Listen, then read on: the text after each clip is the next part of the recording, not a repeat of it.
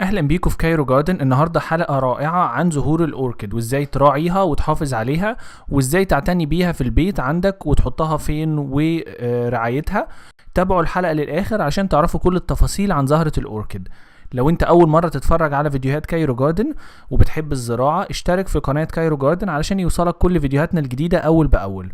بالنسبه لزهره الاوركيد، زهره الاوركيد ما بتحتاجش شمس مباشره، فالناس اللي عندها بيت في ظل مثلا بتنمو عندك زهره الاوركيد بشكل رائع.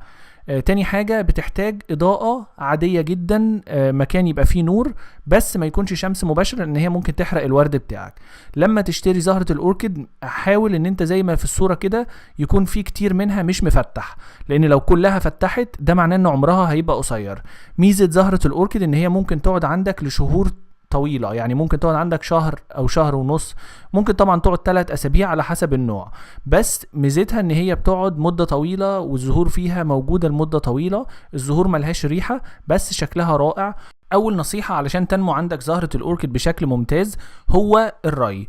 بالنسبة للري زي ما انتم شايفين هنا الشالية بتاعة الأوركيد شفافة، ده لأن الجذور بتاعتها مش متعودة تعيش في تربة، الجذور بتاعتها بتعيش على الأشجار زي النباتات الهوائية، وهحط لكم لينك دلوقتي على الشاشة للنباتات الهوائية، أنا عملت حلقة عنها. الأوركيد نفس الكلام، كانت بتعيش على الأشجار، فمعناه إن الجذور بتاعتها زي ما انتم شايفين هنا بتحتاج إن هي تشوف النور، فما تحطهاش في الطينة وما تحطهاش في شالية مقفولة لان ده ممكن يموت الجذور بتاعتك. بالنسبة للري بتاخد الشالية زي ما هي وتحطها وتغطسها في حاجة فيها مية لمدة مثلا ربع ساعة وترجعها تاني لغاية لما تتصفى خالص وتحطها في مكانها. اهم حاجة ما تسيبهاش في المية مدة طويلة عشان الجذور ما تعفنش، وما تحطهاش في طينة عشان الجذور برضو ما تعفنش. تعرف منين ان الاوركيد عايزة مية؟ زي ما انتم شايفين الجذور بيبقى لونها الطبيعي اخضر، لما يبقى لونها ابيض تعرف على طول ان هي عطشانه، فلازم تحطها في الميه برضو زي ما قلنا ربع ساعه وترجعها تاني بعد ما تنشف خالص، ترجعها لمكانها. بيبقى لونها بدأ يبقى اخضر تاني. ابيض معناها ان هي عطشانه، اخضر معناها ان هي خلاص كده مش عطشانه. ندخل في التسميد عادي جدا. لما تيجي تغطسها في الميه ممكن تحط برضو معلقه في لتر ميه من السماد العادي اللي هو متوازن 2020 MPK.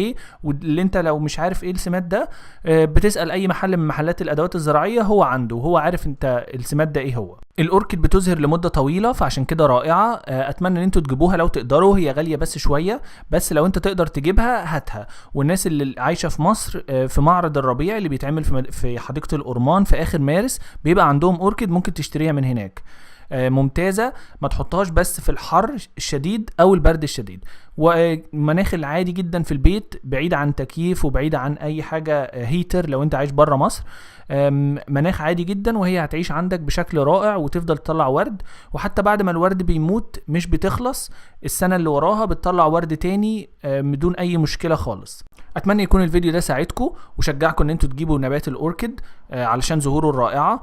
ما تنساش تعمل لايك وشير للفيديو لو عجبك، واشترك في القناة لو لسه ما اشتركتش عشان يوصلك كل فيديوهاتنا الجديدة. شكرا، ونشوفكم في الحلقة الجاية من كايرو جاردن. مع السلامة.